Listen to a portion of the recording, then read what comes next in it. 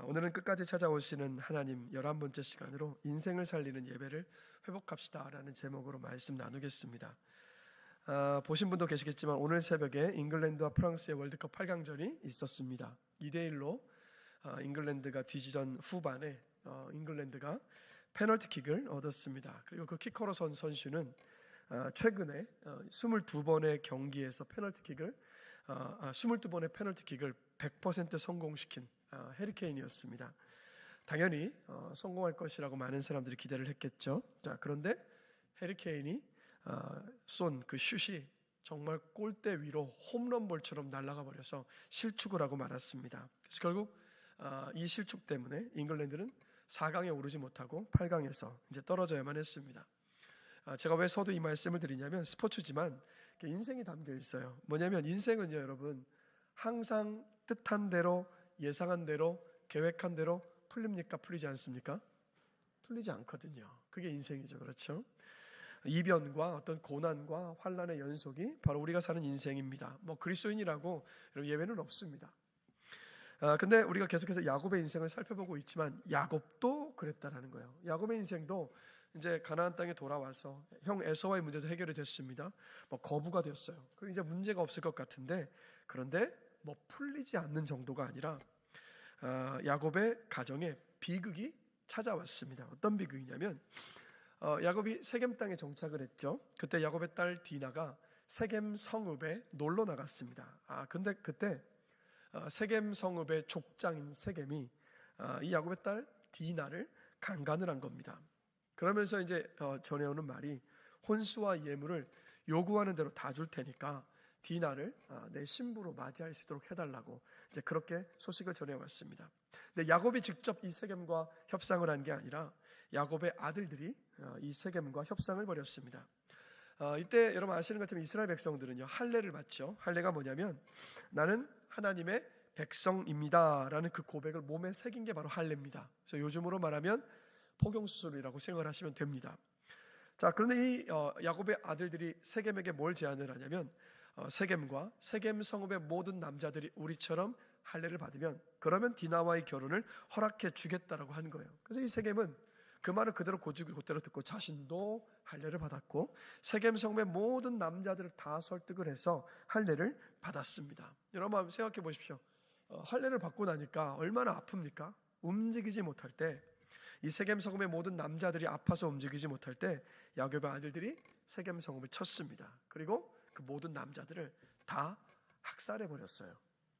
자, 우리는 성경 속의 이 부분을 읽으면서 이렇게 쉽게 이해를 합니다. 야곱의 아들들이 여동생 디나가 당했던 그 일 때문에 명예회복을 위해서 또 복수를 위해서 한 일이라고 그냥 쉽게 우리가 생각을 합니다.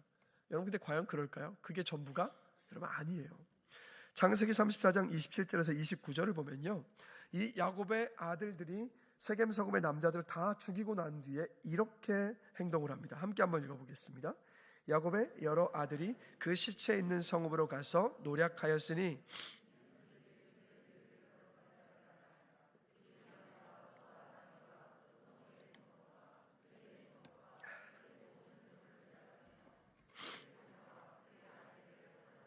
집 속의 물건을 다 노략한지라. 자, 보십시오. 정말 여동생 디나를 위한 것이었으면 물론 세겜 성읍의 남성들을 다 몰살한 거 잘한 일이 아니에요. 그런데 정말 여동생 디나를 위해서라면 그냥 죽이고 거기서 끝냈어야만 하잖아요. 근데 어떻게 합니까? 시체가 있는 성에 다시 가잖아요. 그리고 그 안에 있는 모든 물건들을 다 노략해 왔어요. 심지어는 아내들과 자식들까지 전부 노예로 붙잡아 왔습니다. 한마디로 이 야곱의 아들들을 원래 계산했던 것은요, 그냥 동생 디나를 위한 복수가 아니었어요. 이들이 바랬던 건 뭐냐면 세겜 성읍의 사람들이 가지고 있었던 그 재물이었던 겁니다. 그래서 이 야곱의 아들들은요, 세겜보다 더 악한 사기꾼들이었고 살인마들이었고 그리고 탐욕에 찌들어 있었던 떼강도였던 거예요. 야곱이 이제 이 자기 아들들이 저지른 소식을 전해 들었습니다. 자, 그런데 여러분, 이 아버지 야곱이 어떻게 여러분 반응을 했을까? 자, 창세기 34장 30절 함께 보실까요? 함께 읽겠습니다. 야곱이 시므온과 레위에게 이르되 너희가 내게 화를 끼쳐 나로 하여금 이 땅의 주민 곧 가나안 족속과 브리스 족속에게 악취를 내게 하였도다.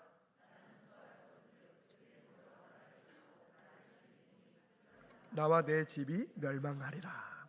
자, 자기 아들들이 세겜 성의 사람들을 속이고 다 몰살시켜 버렸어요. 자, 그럼 이런 일을 아버지가 안 거잖아요. 그럼 여러분 어떻게 해야 됩니까? 먼저 이 아들들 불러놓고 어떻게 해야 되죠?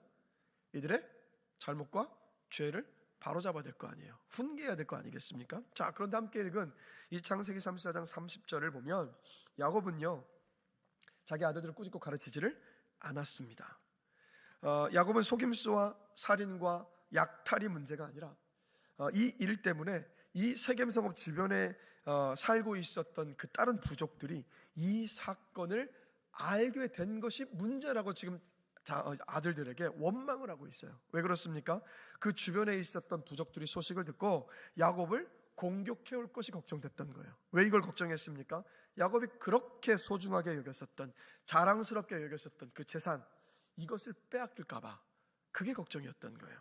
자신이 재산을 다 빼앗겨버리고 그렇게 힘들게 모은 어떤 재산들인데 내가 망할 것, 이게 먼저 걱정이 되었던 겁니다. 이게 바로 아버지 야곱의 모습이에요. 자, 그러면 야곱의 아들들이 누굽니까? 하나님의 백성들이잖아요. 근데 우리 하나님의 백성들인데 왜 이런 끔찍한 일을 벌였느냐? 여러분, 그 이유가 어디에 있을까요? 여러분, 야곱의 행동을 통해서 보면요, 그 이유는 어디에 있냐면 야곱의 아들들이 속이고 죽이고 약탈했던 이유는 바로 아버지 야곱 때문이었다라는 거예요. 야곱이 지금까지 자식들에게 보여준 것이 뭐였냐면 사기꾼의 모습이었고 살인자의 모습이었고 약탈자의 모습이었던 겁니다. 자식들은 아버지 야곱이 외삼촌 라반과 그리고 자기들은 큰아버지죠, 큰아빠인 에서에게 어떻게 거짓말을 했는지를 다 보고 듣고 있었어요. 야곱이 얼마나 재물에 집착을 했는가도 곁에서 다 지켜봤습니다. 계기가 없었을 뿐이지 자기 이익을 위해서라면 살인도 마다하지 않을 사람이 아버지라는 것을 이 자식들은요 알고 있었던 거예요. 자, 그럼 어떤 분은 이렇게 질문하실 겁니다. 아니, 야곱이 야복강에서 하나님을 만나고 변화되지 않았습니까? 네, 맞아요. 야곱은 야복강에서 하나님 만났습니다. 변화가 됐어요. 사기꾼이라는 야곱이라는 이름에서 하나님과 겨루어 이긴 사람이라는 이스라엘이라는 이름으로 바뀌었습니다. 분명히 변화된 것 맞아요. 하나님 만난 것 맞아요. 그런데 야곱은요, 하나님을 만났으면 이제는 과거의 야곱의 삶을 버리고 하나님을 만난 그 이스라엘의 삶을 살아야만 했습니다. 그런데 안타까운 것은 뭐냐면 야곱은요, 하나님을 만난 그 이후에 하나님을 만난 사람답게 살아가지를 않았던 거예요. 그리고 철저하게 물질적이고 세속적인 가치관을 따지고 세겜에서 10년을 살았던 겁니다. 야곱의 아들들이 이 아버지 야곱을 볼 때 아버지 야곱은 신앙이 없는 사람이었어요. 가끔 기도합니다. 예배 비슷한 것을 드리기도 합니다. 그리고 가끔 할아버지와 그리고 자신의 아버지 이삭과 또 자신이 만났다고 하는 하나님 이야기도 해요. 근데 그 삶을 보니까 철저하게 계산적입니다. 세속적입니다. 막 물질만을 추구하는 그런 인생을 삽니다. 철저하게 세상의 논리로만 살아갑니다. 때로는 주변에 믿지 않는 사람들보다 더 속물 같은 그런 모습으로 살아가는 모습을 본 거예요. 그래서 이런 아버지 야곱의 모습을 그대로 보고 배우면서 이 아들들이 자라왔던 거예요. 그러니까 위기가 닥치니까 아버지에게서 보고 듣고 배운 대로 생각하고 처신하고 행동했던 겁니다. 어느새 이 아들들 모두가 다 아버지 야곱과 같은 모습이 되어 있었던 거예요. 이 자리에 앉아서 함께 예배 드리신 우리 부모 세대 되신 우리 성도 여러분, 늘 이것을 기억하십시오. 우리의 자녀들이 우리를 지켜보고 있습니다. 또 이 자리에서 함께 예배하고 있는 우리 중고등학생들이 또 청년들이 우리를 지켜보고 있습니다. 우리의 말을 듣는 것이 아니라 우리가 어떻게 사는지, 어떻게 행동하는지를 두 눈을 크게 부릅뜨고 지켜보고 있다라는 것. 교회 안에서 예배 드릴 때의 모습과 교회 안에서 예배를 마치고 가정으로 돌아가서 직장에 가서 또 이웃들과 함께 있을 때 어떤 모습으로 살고 있는지를 여러분 지켜보고 있습니다. 구원받은 이스라엘로 살고 있는지 아니면 구원받기 전에 야곱의 모습으로 그대로 살고 있는지를 여러분 지켜보고 있어요. 그럼 우리가 어떤 모습을 보여줘야만 하겠습니까? 야곱의 모습이 아니라 구원받은 이후의 모습, 하나님을 만난 사람의 모습, 이스라엘의 모습을 보여줄 수 있는 이 자리에 있는 모든 우리 부모 세대들이 되시기를 간절히 기도합니다. 구원받은 하나님의 백성다운 모습을 삶으로요 보여줄 수 있게 되기를 기도합니다. 물질과 세상적인 어떤 가치관을 자녀들에게 물려주는 게 아니라 정말 하나님을요 온전히 믿는 그 참 신앙이요, 그 믿음을 물려줄 수 있는 우리 모든 부모님들 되시기를 주님의 이름으로 다시 한번 간절히 여러분 기도합니다. 그러니까 자녀들의 모습은 곧 우리 부모들의 모습이라는 것, 야곱과 야곱의 아들들의 모습을 통해서 이렇게 보게 되는 거예요. 여러분, 이렇게 잘 나가던 야곱 집안이 하루아침에 망하게 생겼습니다.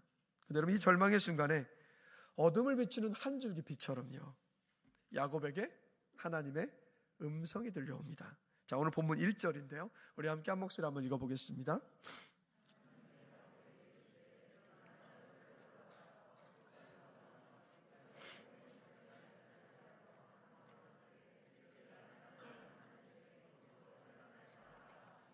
아멘.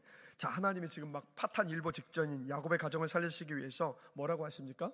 베델로 올라가서 예배를 드려라, 이렇게 말씀하신 거죠. 야곱아, 당장 일어나서 나에게 예배하겠다고 네가 약속한 베델로 올라가라. 그래, 그 베델에서 약속했던 것처럼 나에게 예배 드려라. 그게 너와 네 가정이 사는 길이야 라고 말씀하시는 거예요. 여러분, 야곱 집안의 문제가 100가지라 할지라도요 문제의 원인은 딱 한 가지였습니다. 뭐였습니까? 하나님을 예배하는 예배가 사라져 있었거든요. 예배가 사라졌다는 말은 뭡니까? 하나님과 야곱의 관계가 무너져 있었다는 말이잖아요. 여러분, 창세기 32장 야복강에서 이 야곱은 하나님을 만났습니다. 그런데 창세기 이후에 창세기 33장과 34장을 보면요 야곱이 단 한 번도 하나님을 찾지를 않았습니다. 그리고 하나님을 만나서 대화했다라는 기록도 하나도 없어요. 그러니까 야곱이 이제 그 야복강가에서 이동을 해서 도착한 이 세겜 땅은 어떤 곳이었냐면 하나님이 도와주시지 않아도 살 만한 목초지였습니다. 세겜 땅은 어떤 곳이었냐면 하나님 없이도 살 만한 땅이었던 겁니다. 그래서 창세기 32장에서 35장까지의 그 기간이 자그마치 10년인데 이 10년이라는 시간 동안 야곱은요 하나님을 단 한 번도 예배하지 않았고 하나님과 완전히 단절된 삶을 살고 있었던 겁니다. 자, 그런데 이게 전부가 아니에요. 자, 오늘 본문 2절 함께 보실까요? 자, 우리 함께 한 목소리로 다시 한번 읽어보겠습니다. 야곱이 이에 자기 집안 사람과 자기와 함께한 모든 자에게 이르되 너희 중에 있는 이방 신상들을 버리고,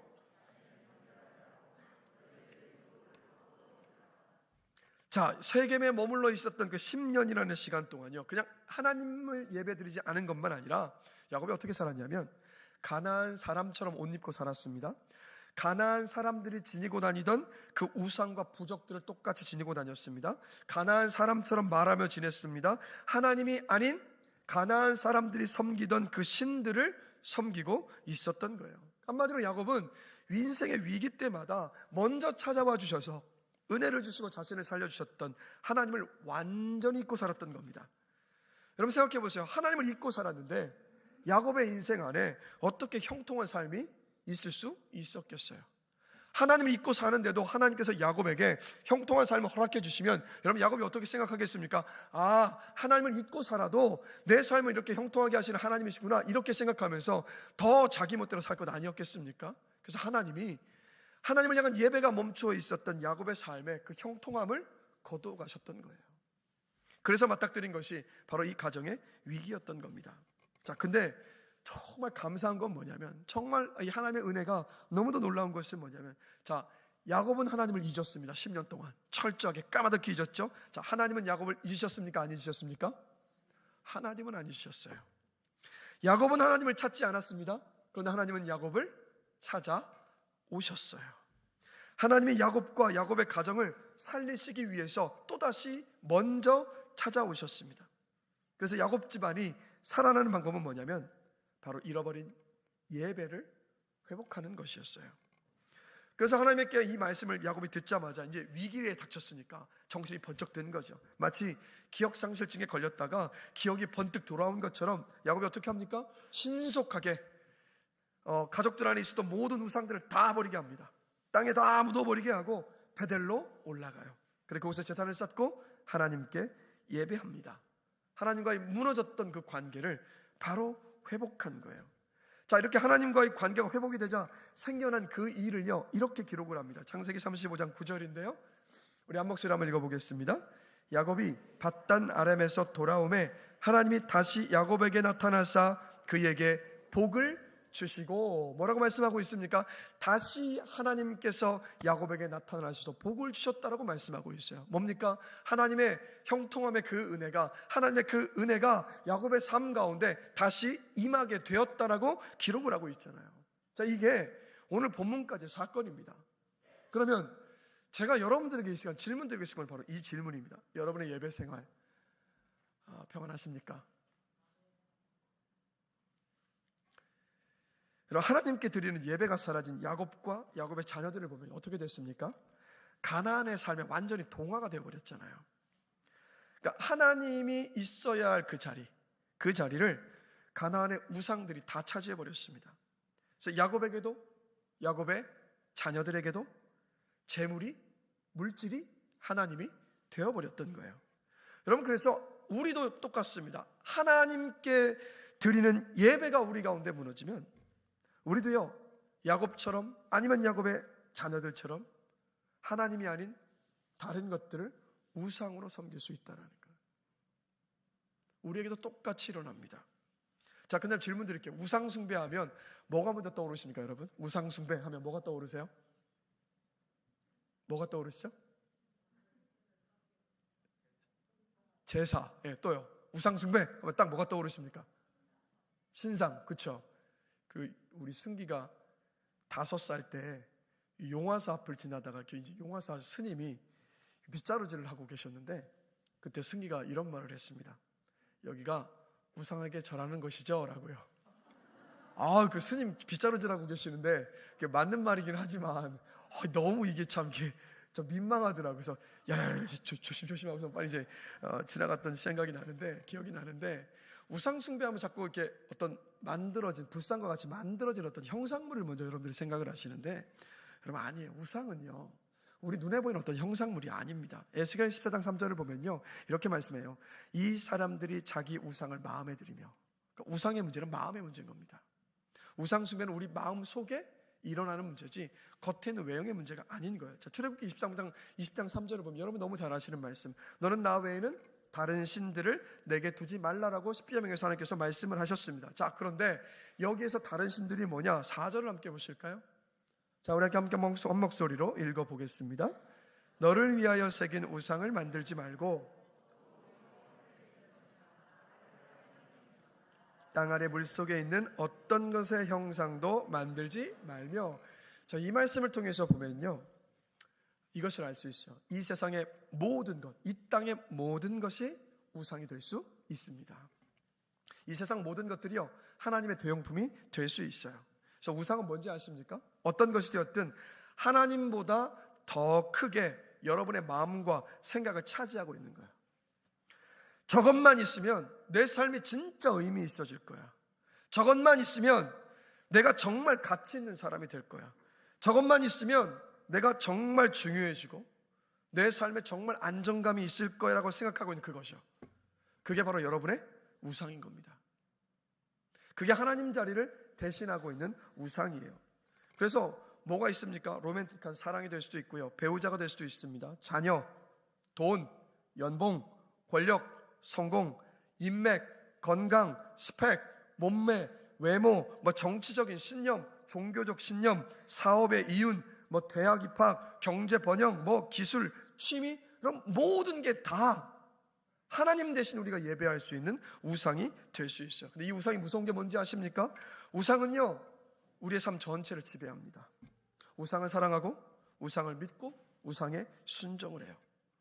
내 안에 하나님 대신 섬기는 그 우상이 있으면 우리는 우상을 위해서 열정, 돈, 시간, 에너지 아낌없이 다 쏟아붓습니다. 그런데 정말 무서운 건 뭔지 아세요? 우상은요, 우리가 아무리 열정을 쏟아붓고 돈을 쏟아붓고 시간을 쏟아붓고 내 에너지를 다 쏟아붓는다 할지라도 그 우상은 반드시 우리를 배신한다는 거예요. 반드시 우리를 배신해요. 야곱을 한번 보세요. 한평생 붙잡았던 재물입니다. 그런데 정작 그 재물이, 한평생 동안 모으고 붙잡았던 그 재물이 정작 위기의 순간에는요, 아무런 도움이 되질 못하잖아요. 도리어 그것이 사라질까봐 더 그 마음 안에 두려움에 사로잡혔던 모습을 우리 야곱에게서 보지 않습니까? 그래서 우상을 섬기는 그 끝은요, 기억하세요. 항상 비참합니다. 이게 비참한 이유가 있어요. 우상을 섬기는 그 끝이 항상 비참할 수밖에 없는 이유가 있는데, 출애굽기 20장 4절 말씀을 다시 한번 보시면 우상을 만들 수 있다라고 말씀하시면서 지금 뭐라고 말씀하십니까? 함께 읽겠습니다. 너를 위하여 우상을 만들지 말고. 뭐라고 말씀합니까? 너를 위하여 우상을 만들지 말고. 우리가 우상을 섬기는 이유가 뭔지 아십니까? 바로 나를 위해서 만드는 거예요, 여러분. 내 만족을 위해서. 그래서 내 만족을 위해서 우상을 만들기 때문에 우상을 숭배하기 시작하면 내가 가진 것, 내 주변의 것들 다 희생하고 다 쏟아붓는 거예요. 뭐 비이성적인 어떤 선택과 행동을 거침없이 할 수밖에 없어요.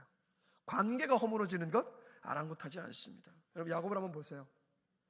지금 딸이 여러분 끔찍한 일을 당했는데 성경을 보시면 단 한마디도 딸 디나를 위로하는 모습이 없어요. 자기 아들들이 정말 비극적이고 끔찍한 그 살육을 저질러 버렸는데, 정말 이 야곱이 아들들을 사랑했다면 이 아들들을 회초리를 들어서라도 꾸짖고 가르치고 훈계해서 바로잡아야 되는데 어느 곳에도 그런 모습을 볼 수가 없어요. 왜요? 야곱에게 중요했던 것이 뭐였습니까? 그냥 그 재산이요, 그 물질이었기 때문에. 이렇게 말도 안 되는 행동과 선택들을 하는 모습을 야곱이 보여주고 있잖아요. 이 한 목사님의 이야기인데요. 이 목사님이 이제 바다 가까이에 사셨습니다. 근데 이 목사님이 바다 낚시에 푹 빠지신 거예요. 이 낚시가 너무 재밌어가지고 뭐 막 틈난 대로 바닷가에서 낚싯줄을 탁 들이우고 신나게 낚시를 하고 있었습니다. 어느 날 하루도요, 한참 푹 빠져서 낚시를 들이우고 막 이제 바다 낚시를 하고 있는데 밤이 홀딱 새버린 거예요. 아침이 됐습니다. 근데 갑자기 교회에서 다급하게 전화가 온 겁니다. 왜 전화가 왔을까요, 여러분? 그날이 주일이었던 거예요. 지금 예배 인도하고 설교를 해야 되는데 바다 낚시에 푹 빠져가지고 목사님이 여전히 낚싯대를 들이우고 있었던 겁니다. 여러분, 평상시에 정상적이면 목회자가 주일 예배를 잊어버린 채 낚시질을 하겠습니까? 안 하죠. 절대 그렇게 하지 않죠. 근데 왜 이런 일이 벌어집니까? 이 목사님에게 바다 낚시가 우상이 돼버린 거예요. 바다 낚시가 우상이 돼버리고 나니까 이렇게 비합리적이고 비상식적인 행동들을 하게 되는 거잖아요. 여러분이 남일이 아니에요. 잘 돌아보시면 하나님이 아닌 것이 내 마음에 자리 잡고 있어서 하나님보다 그것을 더 열망한 어떤 우상을 우리가 숭배하고 있을 때, 예배하고 있을 때 우리도요, 비이성적이고 비상식적인 말과 행동과 선택과 언행들을요 하고 살잖아요. 우상이 이래서 무섭습니다. 솔로몬이 전도서 1장 10절에서 11절을 보면요, 이런 고백을 합니다. 우리 함께 한 목소리 한번 읽어보겠습니다.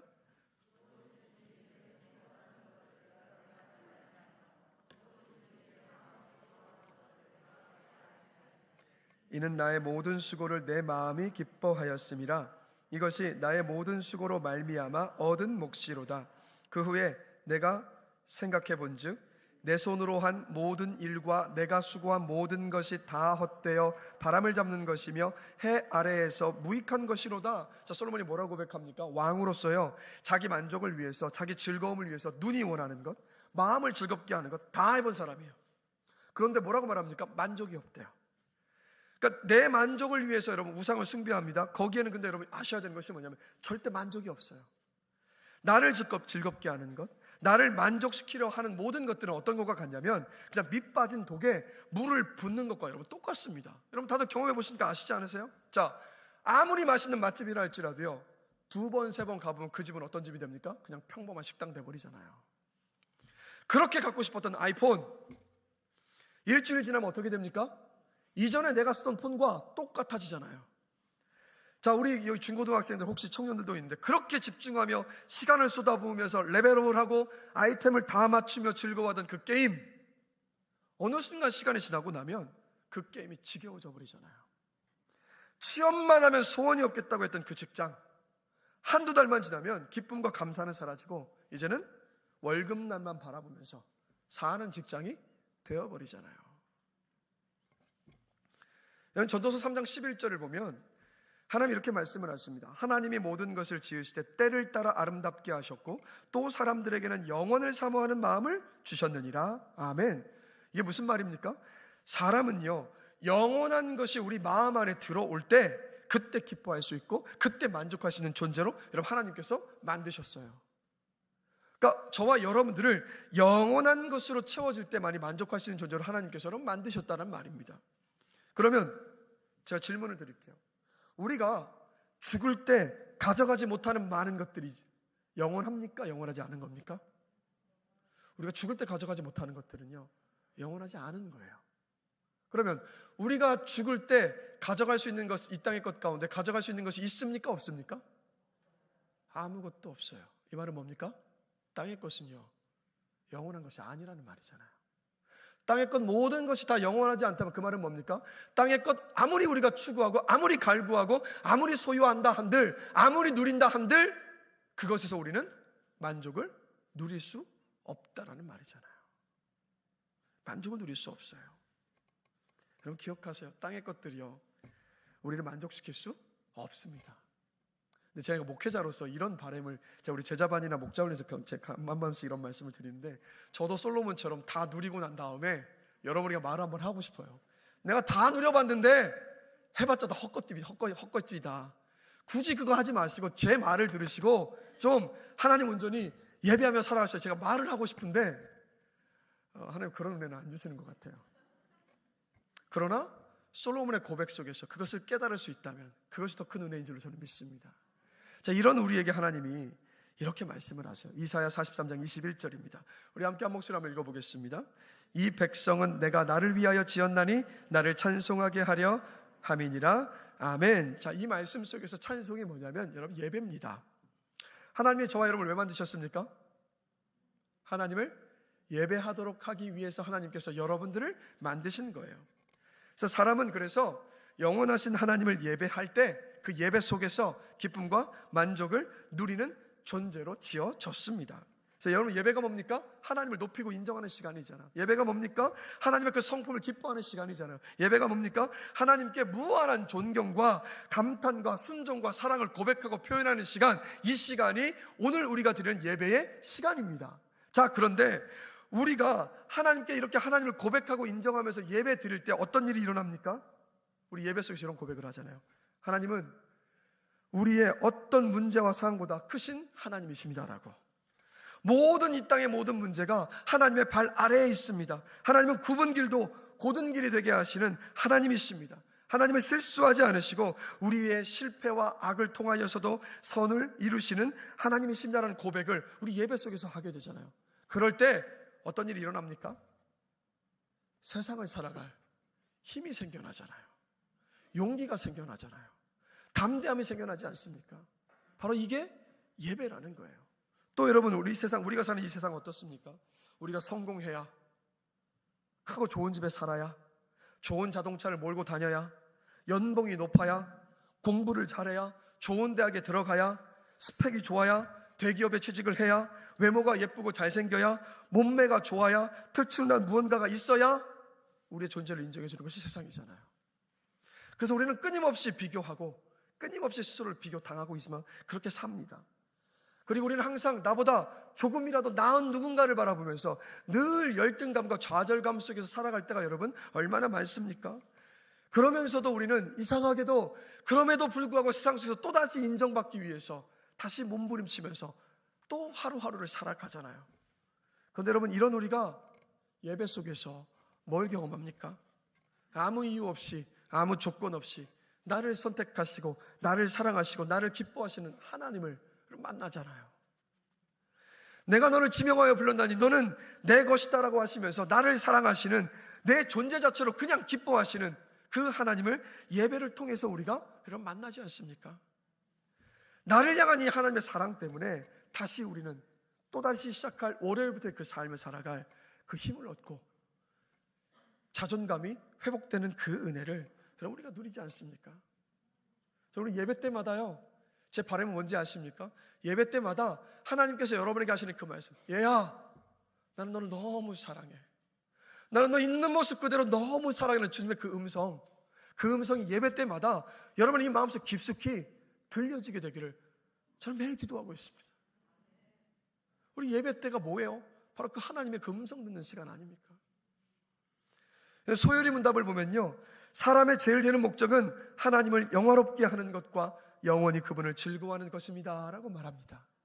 우리의 인생의 목적이 뭡니까? 우리 인생의 목표가 뭡니까? 이 땅에서 성공하는 것, 이 땅에 많은 재산을 누리는 것 아니에요, 여러분. 그게 아니라 하나님을 영화롭게 하는 것, 그분을 영원토록 즐거워하는 것. 언제 우리가 그분을 영화롭게 합니까? 언제 하나님을 영원히 우리가 그분을 기뻐하며 즐거워합니까? 바로 예배 속에서요.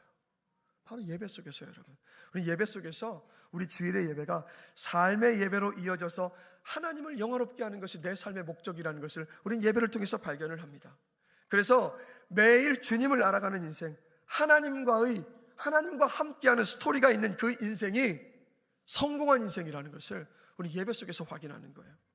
여러분, 이 세상에서 여러분이 지금까지 정말 소유하고 싶으셨던 것들, 이루고 싶으셨던 많은 것들이요, 여러분의 육신이 죽고 난 다음에 이 땅에 남아있는 사람들이 그것을 기억해 줄까요? 기억해 주지 않을까요, 여러분? 기억하지 않습니다.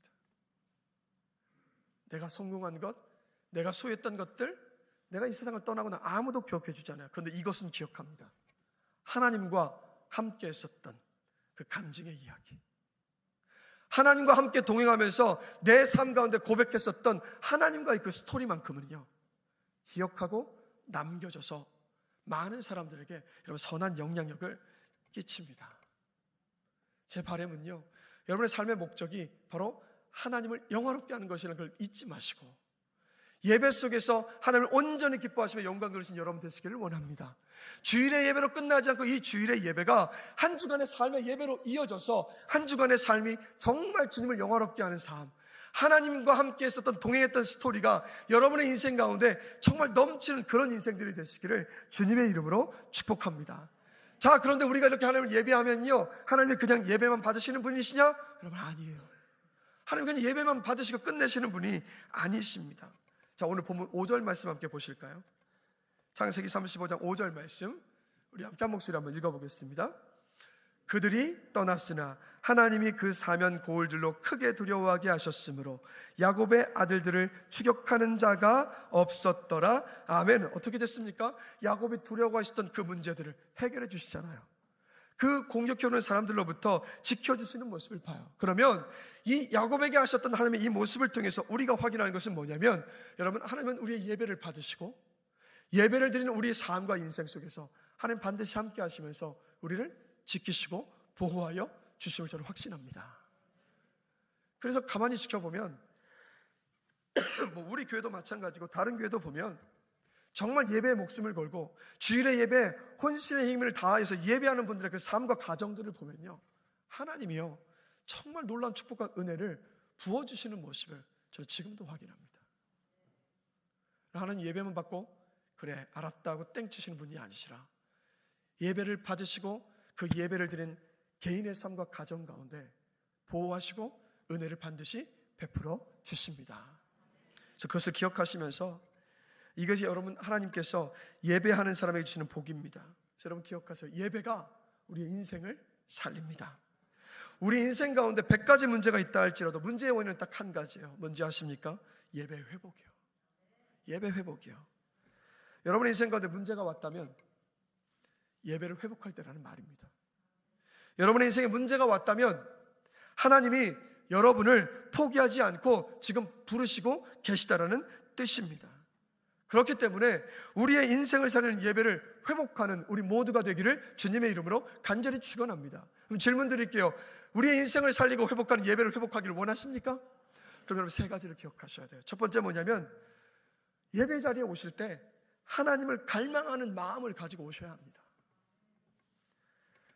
여러분 맛집에 가시면 30분, 1시간 기다리는 시간 잘 기다리실 수 있으시죠? 끝까지 기다리시죠? 그렇죠? 그리고 여러분 여러분이 정말 사고 싶은 물건이 있을 때 백화점에 가시면 2시간이든 3시간이든 내가 원하는 것을 고르고 살 때까지 그 시간 아낌없이 쏟아 부으십니까? 안 쏟아 부으십니까? 쏟아 부으시잖아요. 제가 왜 이 말씀을 드리냐면, 여러분, 하나님을 예배하러 올 때 그보다 더한 열심과 열정을 가지고 우리 와야만 하지 않겠습니까?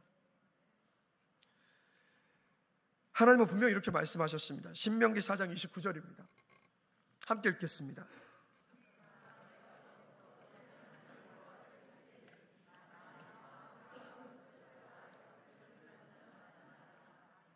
하나님 뭐라고 말씀하십니까? 마음을 다하고 뜻을 다하여 그를 찾으면, 그가 누굽니까? 하나님입니다. 하나님을 찾으면 뭐라고요? 만나리라. 예배가 무의미하게 느껴지십니까? 다른 사람들은 예배 속에서 하나님 만났다며 기뻐하고 있는데 나는 도무지 그것이 모르시겠어요? 그 이유가 뭔지 아세요, 여러분? 다른 데 있지 않습니다. 여러분 안에 하나님을 갈망하는 그 마음이 있는지 없는지를 보셔야 돼요. 하나님 분명히 말씀하시잖아요. 마음을 다하고 뜻을 다하여 나를 찾으면 만날 것이라고. 그러면 우리가 하나님을 만나기를 갈망하는 마음을 가지고 이 예배 자리에 오면 하나님은요 만나 주십니다.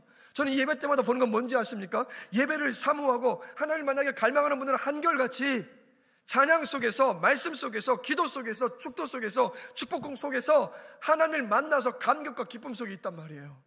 저는 바람은 뭔지 아십니까? 우리 사랑하는 중고등학생들, 우리 청년들, 모든 장년들 한 분도 빠짐없이요 하나님을 갈망하는 마음으로 오셔서 이 예배 자리에서 하나님을 만나게 되기를 원합니다. 만약에 이 예배 시간이요 그 마음 없이 그냥 왔다고 한다면 이보다 아까운 시간 여러분 어디에 있습니까? 이보다 안타까운 시간 여러분 어디에 있어요? 바람은요 우리의 마음을 돌아보면서 하나님, 내가 하나님을 갈망하는 그 마음을 가지고 주 앞에 오기를 원합니다. 그 마음을 가지고 주 앞에 와서 예배에서 내가 하나님을 만나기를 원하노라고 우리 그렇게 기도할 수 있는 우리 모두가 되기를 원합니다. 그리고 두 번째로 뭐냐면 여러분 성령으로 예배해야만 합니다. 요한복음 4장 24절 함께 보시겠습니다. 우리 함께 읽겠습니다. 하나님은 영이시니 예배하는 자가 영과 진리로 예배할지니라. 자, 여러분 이 예배의 시간은 어떤 시간입니까? 우리가 하나님과 만나는 시간이 예배의 시간이잖아요. 자, 근데 이 말씀을 보면 하나님은 어떤 분이십니까? 하나님은 영이십니다. 하나님은 영이시기 때문에 영 대 영으로 만나지 않고 하나님을 만날 수가 없어요. 그래서 이 말씀에서 예수님이 뭐라고 말씀하십니까? 하나님은 영이시니까 예배하는 모든 예배자가 어떻게 예배하라고요? 영으로 예배하라고. 자, 이 영이 뭡니까? 성령을 말합니다. 성령으로 예배할 때 예배 속에서 하나님을 만날 수 있다는 거예요. 그러면 성령으로 예배한다는 것이 뭡니까? 성령으로 예배한다는 것은 뭐냐면 성령이 이끄시는 예배, 성령이 임하시는 예배, 성령님이 주도하시는 예배를 말해요. 성령님이 우리의 예배 가운데 주도하실 때 그때 우리가 하나님을 경험할 수 있다는 말씀입니다. 그래서 여러분 뭐 성능 좋은 앰프가, 좋은 마이크가, 프리세션 어떤 악기들이 하나님을 경험하게 하는 게 아니에요. 여러분 깨끗하고 세련되고 냉난방 시설이 잘 갖추어진 좋은 어떤 이 예배당의 환경이 하나님을 만나게 하는 것도 아닙니다. 화려한 강단이나 목회자의 학력이나 아니면 혹은 목회자의 어떤 경력이 여러분들이 하나님을 만나게 하는 것이 아니에요. 잘 짜여지고 아주 세련된 예배의 순서가 하나님을 만나게 하는 것도 아닙니다. 여러분 오직요 성령이 이 예배 가운데 임하시고 주도하실 때 그때 우리는 예배에서 하나님을 만나는 거예요. 여러분 성령이 임하시고 성령이 일하셔야 예배에서 하나님을 만납니다. 그래서 성령이 주도하게 하시려면 어떻게 하는지 아십니까? 예배 자리에 왔을 때 우리가 가장 먼저 해야 되는 것이 뭐냐면 내 죄를 회개하는 것. 왜 그런지 아세요? 에베소서 4장 30절을 보면 이런 말씀이 있습니다. 하나님의 성령을 근심하게 하지 말아라. 우리가 죄를 지으면 성령이 근심하십니다. 근심하시면 우리가 죄를 회개하지 않은 상태에서 성령을 근심하게 한 상태에서 이 예배 자리에 오면 성령께서 우리 가운데 일하실 수가 없어요. 그래서 그 예배 속에서 하나님을 경험하고 만날 수가 없는 겁니다. 그래서 여러분 기억하십시오. 예배 자리에 오셨을 때마다 여러분이 고백하지 못했던 죄, 내가 의식하지 못한 채 지었던 죄들 다 생각나게 하셔서 그 죄를 회개하기를 원하노라고 회개함으로 먼저 기도하시는 겁니다. 그리고 나서 무엇을 두고 기도하시는 거냐면 성령님 이 예배 시간에 함께하여 주시옵소서. 성령께서 이끄시는 대로 제가 순종하겠습니다. 성령님께서 주도하실 예배를 제가 기대합니다. 성령 안에서 자유하며 예배하게 하여 주시옵소서라고 성령님의 도움을 구하시면서 여러분 기도하시는 거예요. 그 기도 속에서 성령께서 여러분 일하십니다. 이렇게 갈망하는 마음으로 내 죄를 회개하며 성령님의 임하심을 구하며 기도할 때 성령이 바로 예배를 주도하시기 시작하시는 거예요. 여러분, 사랑하는 여러분, 여러분이 드리는 모든 예배에서 성령님께서 주도하시도록, 성령님이 임하시도록 간절히 기도하시길 주의 이름으로 권면합니다. 그리고 여러분 기대하십시오. 기도하셨으니까 모든 순서들 속에서 살아계신 하나님을 반드시 만나게 되실 것입니다. 그리고 누가 강단에 선다 할지라도 성령님께서 주도하시기를 여러분 기대하면서 기도하십시오. 그럼 여러분 이 강단에요, 누가 서더라도 말씀을 통해서 은혜의 폭포수가 여러분 가운데 부어질 겁니다. 성령님의 임재와 이끄심을 간절히 바라며 기도할 때 이전에 은혜 받는 것을 방해하는 것을 여겨졌던 것들까지도요, 하나님의 은혜를 경험하는 통로로 변하게 될 것입니다. 이것을 기억하시고 성령님을 늘 구하신 여러분 되시기를 주님의 이름으로 축원합니다. 그리고 마지막 세 번째 뭔지 아세요? 많은 분들이요, 한 주간을 하나님과 전혀 상관없이 살다가 이 주일날 예배에 와서 은혜 받기를 원해요. 여러분, 한 주를 주님과 전혀 상관없이 살다 이 자리에 오면 은혜 받지 못합니다. 한 주를 하나님과 동행하면서 하나님을 늘 알아가면서 그분을 삶 속에서 예배했던 사람이 이 자리에 왔을 때 하나님을 충만히 만나고 여러분 경험해요. 자, 여러분 이것을 기억하시면서 예배 속에서 내가 은혜를 못 경험하고 있습니까? 예배 속에서 내가 하나님을 만나지 못하고 있습니까? 그러면 여러분이 한 주의 삶을 돌아보셔야 돼요. 내가 얼마나 하나님과 가까이 하고 있었는가? 내가 얼마나 그 일상 속에서 하나님을 찾고 예배했었는가? 일상의 예배가 무너지면 주일의 예배 속에서 하나님을 만날 수가 없습니다. 주일의 예배에서 하나님을 만난 사람이 일상을 정말 그 은혜로 살아가고 그 일상 전체가 하나님과 함께하는 삶이 되었을 때 또다시 돌아오는 주일의 예배는 하나님을 뜨겁게 만나는 은혜의 예배가 여러분 될 수 있습니다. 그런 예배자들이 되시기를 주님의 이름으로 축원합니다. 그 말씀을 준비하면서 제가 보다 보니까 그 이장호 목사님이 목회하신 넘치는 교회라는 교회가 있어요. 이 교회는요, 여러분 한번 들으시면 놀랄 텐데 개척할 때부터 3시간 30분을 예배하기로 정하고 예배를 드리기 시작을 했습니다. 여러분 3시간 30분 예배하시면 들으실 수 있겠습니까? 성령이 임하시면 들을 수 있습니다. 성령이 임하시면. 근데 이제 이 교회에서는 그렇게 예배를 드리는데 하루는요, 이 목사님이 딱 보니까 한 자매가 남들은 이제 은혜 받고 다 끝나가는데 하나님을 만나기 시작한 모습이 보이는 거예요. 막 기도하면서 이제 하나님을 뜨겁게 만난 거죠. 근데 이제 목사님이 3시간 반 예배를 약속을 했다 보니까 이제 그 자매의 모습을 보면서도 이제 축도하고 예배를 마치신 겁니다. 그러자 이 자매가 울면서 목사님을 찾아와서 하는 말이 이렇게 말하는 거예요. 아니 목사님, 하나님께서 지금 나를 만나주고 계시는데 이거 매일 일어나는 일도 아닌데 여기서 그냥 끝내시면 어떡해요 하면서 엉엉 울더라는 겁니다. 여러분, 여러분들이 이 자매와 같이 되기를 주님의 이름으로 축복합니다. 정말 주의 은혜를 사모하시고 하나님을 만나기를 갈망하시는 그 마음, 제발 그 마음으로 오셔서 하나님을 만나시기를 주의 이름으로 축복합니다. 목회자로서 저의 간절한 소망입니다. 예배 때마다 주를 만나는 것. 그래서 이 교회가요, 그날 이후로 어떻게 한지 아십니까? 이 자매의 엉엉 우는 항의 이후로 예배 시간에 시계를 없애버렸다고 합니다. 그리고 그 다음부터 평균 6시간의 예배를 드리기 시작했고 최장 7시간의 예배를 드려본 적이 있다고 합니다. 여러분 놀라운 것이 뭔지 아세요? 그 예배 속에서요, 병든 자가 고침을 받고 우울증이 떠나가고 잃어버렸던 삶의 소망을 발견하고 삶이 뒤집어지는 은혜의 역사가 예배 속에서 일어나고 있다는 거. 제가 우리도 이 교회처럼 6시간의 예배를 드리자 7시간의 예배를 드리자 이 말씀 드리는 게 아니에요. 뭐냐면 갈망하는 마음으로 성령님의 인도와 도움을 구하시며 기도함으로 이 자리에 오셨을 때, 한 주간을 주님과 동행하며 살면서 이 예배의 자리에 오셨을 때 우리도 이 예배의 자리에서 하나님을 만날 수 있습니다. 이 예배의 자리에서 하나님을 만나면 그 교회에서 경험했었던 병이 고침을 받고 잃어버렸던 소망을 다시 한번 발견하고 삶이 변화되는 기적과 놀라운 은혜의 역사는 이곳에서도 일어날 수 있습니다. 우리 그것을 누리게 되길 원해요. 우리 말씀을 마무리하겠습니다. 우리 찬양단들 준비해 주시고요.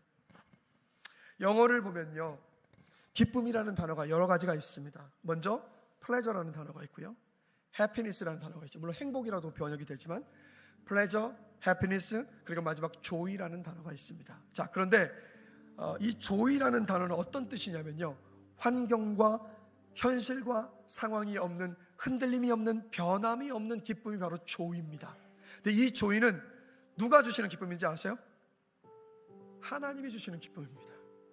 예배 속에서 하나님을 만나는 사람이 경험하는 상황과 조건과 현실과 상관이 없이 느끼는 그 기쁨, 그게 바로 여러분 조이예요. 여러분, 우리나라에 조이 선교회라는 선교회가 있는데 이 조이 선교회에서 이 조이라는 단어를 이렇게 풀어서 해석을 합니다. 한번 보실까요? 뭐라고 합니까? Jesus first, 그 다음에 others next, 마지막에 뭡니까? You the last. 무슨 말입니까? 하나님이 먼저입니다. 그리고 이웃이 먼저입니다. 그리고 마지막이 바로 당신입니다라고. 이 말은 뭡니까? 이 순서가 올 때 하나님이 주시는 그 기쁨, 흔들림이 없는 그 기쁨, 상황과 조건과 현실과 상관의 그 기쁨이 우리 가운데 임할 것이라는 말이에요. 그래서 조이 성경 이 말 가운데 가장 먼저가 뭐라고요? 내 만족이 먼저가 아니라 하나님이 먼저라고요. 예배의 시간에 내 만족을 얻기 위해서 오시면 안 돼요. 내 만족을 얻기 위해서 이 자리에 오는 시간이, 예배의 시간이 여러분 아니에요.